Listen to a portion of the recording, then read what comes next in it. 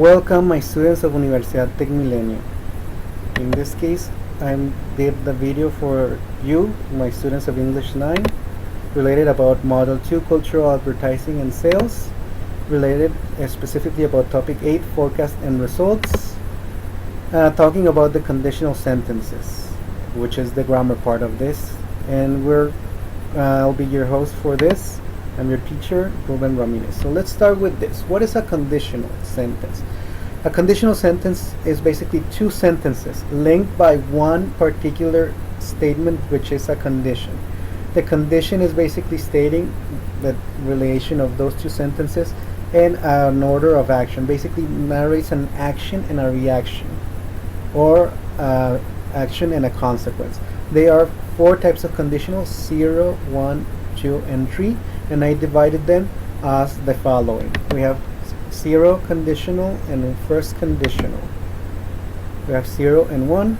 In this case, the following conditional for these two, we have when for general truths, before for something that is prior the other action, we have after something that is subsequent from the other action, as soon as, two actions that are following immediately after one action followed immediately by the other one, while for two simultaneous actions, until, stating that there's a restriction, you don't do this until or before this other activity is done, and finally if for a possibility, if it's only for possibility. So we start with 0 conditional, which is present, comma, present.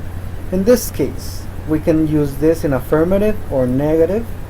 And another thing, we can say when, a sentence in present, comma, a sentence in present, or we can put present and then put when, before, after, or any other of the conditionals between them. Okay, so here's an example. When I'm happy. Okay, think about the situation. The action is being happy. What do you do when you're happy? Think about that, try to answer. In my particular case, I can say when I'm happy, I sing. So under the premises stated, I can say when I'm happy, I sing. Or I can say I sing when I'm happy. Or saying the opposite, I don't sing, using the negatives, if I'm not happy, or any other kind of mixture. We can say affirmative, negative, negative, negative, negative, affirmative, or negative, negative. Okay, now let's go to the next one, which is first conditional. It's very similar to the 0, but it's in present followed by a future. So you think about an action that you're doing currently and its future consequence. So I'm going to state one. Check. Graduation. You can say as soon as I graduate, while I graduate, until I graduate, or if I graduate, depending of the possibilities, or after I graduate. Well, in my particular case, think about the activities that you could do under these premises. I'm going to use an example of many students that say until I graduate,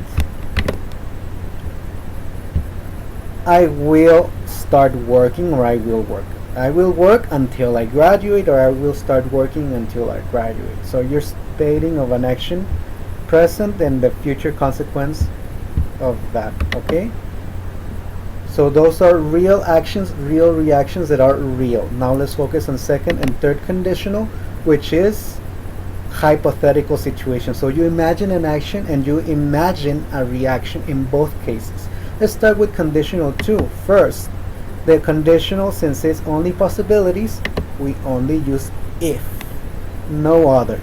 So second conditional states that is a past tense followed by a future possible. This would be done with a condition if plus a modal verb. So let's state this.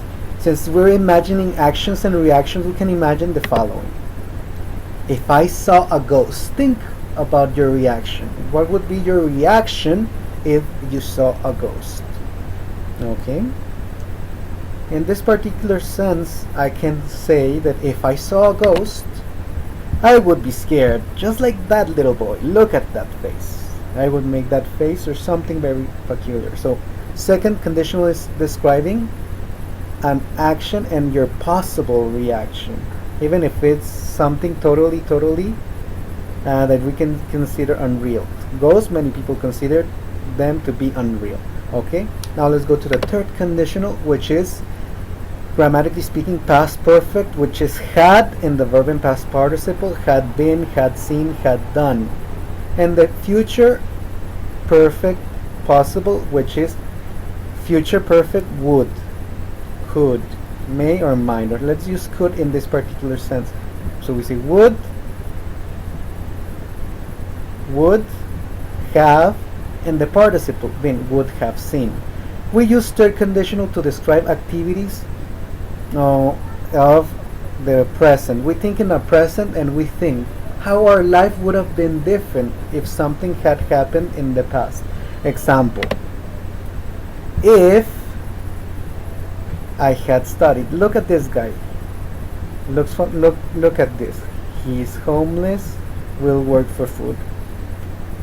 So this is. Do you know who this is? This is Richie Rich. Oh. So let's imagine. This is in this particular reality. If I had studied. If I had studied. We use had and the participle studied. If I had studied, I would have had a better life. So check here the second picture. Same person. If I had studied, I would have had a better life. So he's imagining the consequence of something that he didn't do in the past. Okay, so that's the third conditional. We imagine changing the past, and then we imagine the result of that in our present. Okay, let's talk about the modal verbs altogether that we use in second and third conditionals. In second conditional, we would use would. Depending on the modal verb that you use, you express a total different percentage. For example, would is 100%. You state, if I saw a ghost, I would be scared. Totally sure. Okay? If you're not totally sure, we have could, which states that it's a 75% of possibility of occurring. Okay? So we can say, if I, let's example, if I went to Paris, I could visit the Eiffel Tower. So being in Paris says that you have a high possibility of going to the Eiffel Tower. We have may, which is ambiguous. It's a 50-50. So I may. If I went to school, I may see some friends. Example. And the last one would be might. This might states a very low possibility, which is 25%, just to give it some numbers. Example, I can say, if I bought a lottery ticket, I might win the jackpot. Okay, it's a low possibility of that really happening, even though you could win, right?